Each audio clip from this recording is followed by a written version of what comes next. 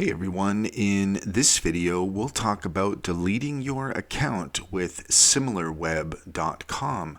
In order to do so, first off, here we are at pro.similarweb.com and we're all logged in.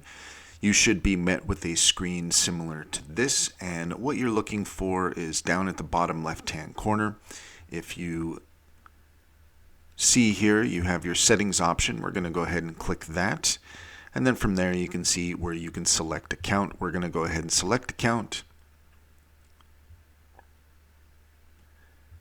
And now here we are on the profile page, and if we scroll down just a little bit, then you're going to see here at the bottom the delete account option.